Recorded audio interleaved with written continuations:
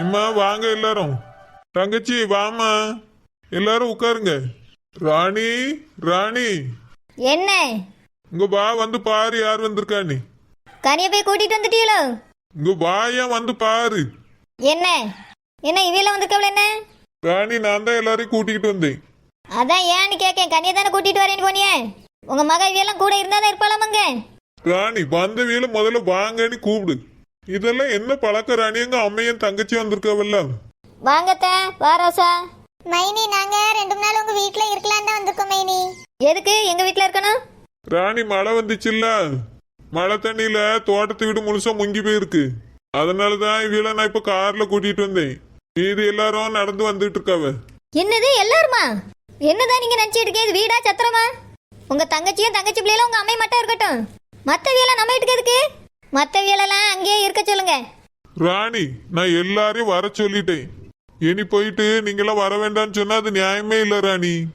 ஒரு 2-3 நாளைக்கு தண்ணி வத்துற வரைக்கும் மட்டும் அங்க இருக்கட்டும். அதுக்கு பிறகு எல்லாரும் அங்க போயிருவாவ. ஆமா மைனி, தண்ணி வத்துற வரைக்கும் தான். அதனால கொஞ்சம் அட்ஜஸ்ட் பண்ணிடுங்க மைனி. ஷோ, வேற வீடே இல்லையா வீடுகளுக்கு? அதான் பண்ணை வீடு இருக்குல்ல, அதான் சொத்துக்காரி ஆயிட்டால ரோசா. வீடு வாங்கிட்டு போக வேண்டியதானே? என்னமோ அன்னைக்கு பெருசா வீடு வாங்க போறேன்னு உங்களையும் கூட்டிட்டு போனல, என்னாச்சு அதெல்லாம்? மைனி அது வந்து இந்த வீடு ரொம்ப விலை அதிகமா இருக்கு பார்த்துடுங்க. அதனால வேற வீடு கட்டிக்கலான்னு இருக்கேன் மைனி. என்னமோ பண்ணி தோலைங்க. நீங்க எல்லாரும் சேர்ந்துதான் அந்த வீட்டுல இருந்து இனி விரட்டி விட்டுருக்கிய, அதுவும் உங்க அண்ணன் இல்லாத நேரத்துல. அதெல்லாம் நான் ஞாபகப்படுத்தினேன்னா உங்களை இந்த வீட்டுக்குள்ளே சேர்க்க முடியாது. உங்க அண்ணன் முகத்துக்காக தான் நான் சேர்க்கிறேன். ஆனா இந்த வேலைக்கார வீலெல்லாம் கூட்டிட்டு வரீங்க பத்தியா, அங்கதான் எனக்கு எரிச்சலா இருக்கு.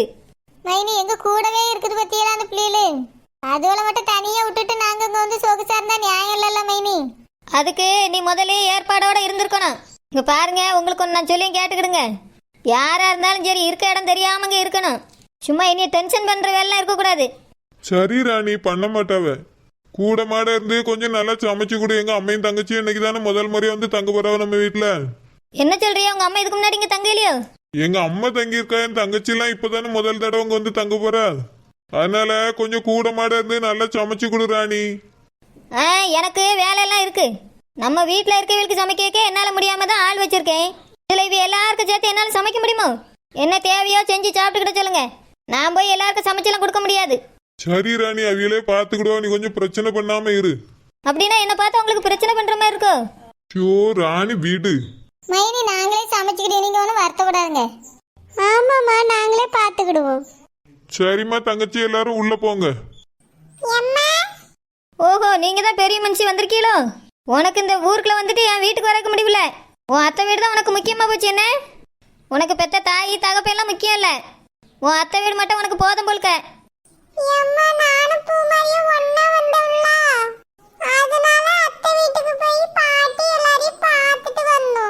ஓஹோ, நீங்க வரலான்னு தான் இருந்தியோ? உங்க அப்பா வந்து கூப்பிடலன்னா நீ இந்த பக்கமே வர மாட்டான்னு எனக்கு தெரியாதோ? வர நீ சரியில்லைக்கா. நீ அம்மாங்க நினைப்பே உனக்கு இல்ல. சரி ராணி, அவ ஏதோ என் தங்கச்சி வீட்டுக்கு போனே ஆசைப்பட்டு போயிருக்கா எங்க அம்மை பாக்குறதுக்கு. எதுக்கு அவளை போட்டு ஏசிட்டு கிடக்கா? கனிமா நீ உள்ள போடா. பிள்ளைகளுக்கு இந்த மாதிரியே செல்லம் கொடுத்து கொடுத்து கெடுத்து வைங்க. என்னைய கொஞ்சம் கூட தாயினி மதிக்கிறதே இல்ல. என்ன போக உங்களே மதிக்க மாட்டா பாத்துக்கிடுங்க. அதெல்லாம் மதிப்பா ராணி? இப்படிதான் ஒத்திக்கு செல்லம் கொடுத்து கொடுத்து ஒத்தனை காதலிச்சிட்டு வந்து நின்னா மதிப்பானி மிதிச்சிட்டு தான் போயிருக்கா. அவன் தான் முக்கியம்னு கட்டிக்கிட்டே போயிட்டா. இவளையாவது ஒழுங்கா அடக்கமா வளர்க்கணும்னு பாக்கேனா. நீங்க செல்லம் கொடுக்கறத கொஞ்சம் நிறுத்துங்க. சரி ராணி, முதல்ல வந்திருக்கவங்களுக்கு போய் காப்பியாவது போட்டு கொடுப்போம். பட்டமா கொடுப்பா, யார் வந்தாலும் கொடுன்னு சொல்லியிருக்கேன். அவட்ட போய் ஒரு வார்த்தை சொல்லுங்க போங்க. நான் என் ரூமுக்கு போறேன். யாரும் என்னை வந்து தொல்லை பண்ணாம இருந்தா சரி. உன்னை பத்தி எல்லாருக்கும் தெரியும் ராணி, யாரும் உன்னைய தொல்லை பண்ண மாட்டாவ. சரி, ஒரு கும்பலே கூட்டி வந்து வீட்டுக்குள்ள விட்டு வச்சிருக்கு. இந்த வீட்டுல இருக்கவே எனக்கு பிடிக்கல. ராணிக்கா நீங்க இங்கதான் இருக்கீங்களோ? என் வீட்டுல நான் இல்லாம வேற எந்தாலும் ஒளிஞ்சு போய் நினைச்சிட்டு வந்து கேட்கா? இல்லக்கா, நாங்க இங்கதான் 2 நாளைக்கு இருக்க போறோம், அதான் கேட்டேன். அதுக்கு நான் இருக்க வீட்டை விட்டு நான் வெளியே போயிருந்தோமா? இல்லக்கா, சும்மா கேட்டேன். சும்மா கேட்டேன், சுமந்துட்டு கேட்டேன். நீ ஏதோ என்கிட்ட கேட்டுக்கிட்டே நீ டென்ஷன் பண்ணிட்டு இருக்காத. இவ்வளவுதானே என்ன இருக்கா ஆளு? ஏக்கா, அஜய் இந்த குழந்தை எல்லாரும் இங்க தான் வருவாவ. அப்புறம் என் வீட்டுக்கு விருந்தாள் வந்திருக்கு, 2 அவியலும் வருவாவ. அந்த குழந்தை இருக்கால, அவ வீட்டுக்கும் 2 விருந்தாள் வந்திருக்கு. என்ன இந்த ஊருக்குள்ள எத்தனை வீட்டுக்குள்ள விருந்தாள் வந்திருக்குன்னு சொல்லிடு. ஏக்கா, தண்ணி வந்துட்டுல, அதனால விருந்தாள்களும் சேர்ந்து தான் வருவாவக்கா. உங்களோட சொல்லி குத்தம் இல்ல. என்னைய ஒருத்தர் கட்டி கூட்டி வச்சிருக்காருல, அவரை சொல்லணும். இந்த பொம்பளை எங்க அவர் கட்டினாரு? இதுதான் அவரை கட்டி கூட்டி வச்சுட்டு கொடுமைப்பட்டிக்கிட்டு இருக்கு. பேசிய பேச்ச பாரு. மண்ணு உருண்டையா இருக்கலாம், அதனால இப்படிலாம் முருட்டி விட்டு பேசுவா. என்ன முழிச்சிட்டே எனக்கு எதுக்கு? அது ஒண்ணும் இல்லக்கா, அதாவது நீங்க ரொம்ப வருத்தப்பட்டு இருந்தீங்களா, எல்லாரும் வந்திருக்கதை நினைச்சு அதான் வெளியே போயிடலாமான்னு யோசிச்சுட்டே நிக்கேன். ஏன் யோசிச்சுட்டேனுக்கா? போயிரு. இல்லக்கா, வெளியே மழை பெஞ்சி ரொம்ப தண்ணியா இருக்கு பார்த்துக்கிடுங்க. நான் 2 நாளாவது இருந்துட்டு போயிடுங்கக்கா. தெரியுதுல்ல, அப்புறம் என்ன அப்படி ஒரு பேச்சு? வீட்டுக்கு வந்திருக்கா செய்தான், என் ரூம் பக்கம் யாரும் வரக்கூடாது. இருக்க இடம் தெரியாம இருந்துட்டு போகணும். சரிக்கா, உங்க ரூம் வாசல்ல நான் காவல் இருக்கேன். ஏன் உள்ள வந்து தொலை பண்ணிட்டே இருக்கலான்னு பாக்குறியோ?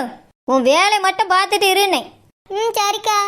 உங்களெல்லாம் வச்சு சகிச்சுட்டு இருக்கோன்னு எனக்கு எழுதிருக்கு போல இருக்கு. அக்கா இல்லக்கா, நான் உங்க வீட்டை நல்லா பாத்துக்கிட்டேன். இங்க பாரு, இந்த வீடு இப்ப எப்படி இருக்கோ இதே மாதிரி இருக்கணும். ஏதாவது அப்படி இப்படி பண்ணி வச்சேன்னு வச்சுக்க, அதுக்கு மாதிரி தான் இருக்கு. அக்கா நான் பாத்துக்கிட்டேக்கா, நீங்க ஒன்றும் வருத்தப்படாதுங்க. சொல்லிட்டாளா? சரி. என்ன பேசிட்டு போறா? இந்த வீடு என்ன ரப்பர்லயே செஞ்சு வச்சிருக்கு, அழிச்சிருவாங்க கரைச்சிருவாங்க. ஏதோ 2 நாளைக்கு இருக்க போறோம், நாங்க பாட்டுக்கு பாப்போம். அந்த ரோசா பக்கம் அவ்வளோ பெரிய வீடை கட்டி வச்சுட்டு அங்க போய் இருந்தாவ. எங்களையும் கூட்டி கொண்டு வச்சுட்டு இருந்தா ஒரு வார்த்தை கூட சொன்னதில்ல. இந்த பழைய வீட்டுக்கு என்ன பேசிட்டு போறா? இருக்கட்டும் பாத்துக்கிடி. நானும் இந்த ஊருக்குள்ள சொந்த வீட்டுல தான் இருக்க போறேன்.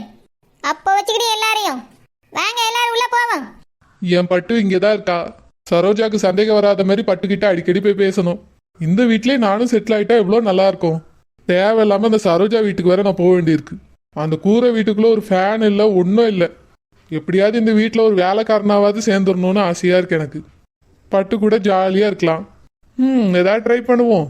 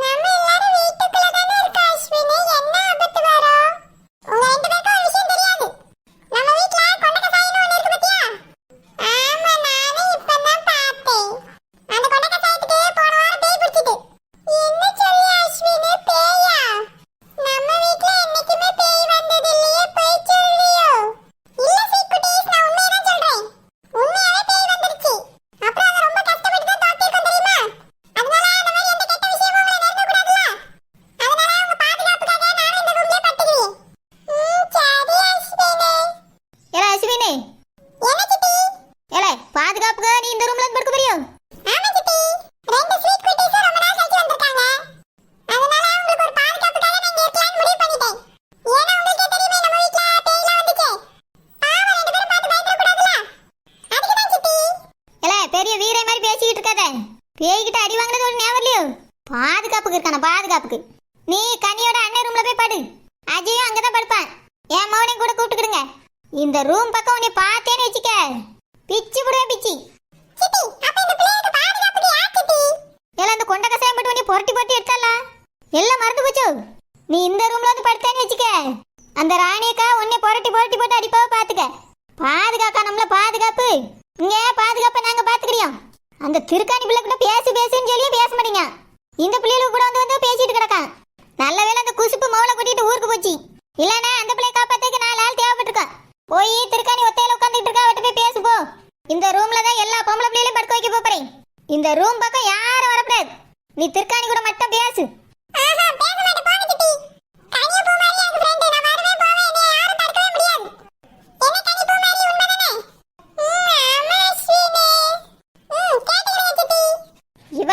வாட்ச் பண்ணிட்டே தான் இருக்கணும்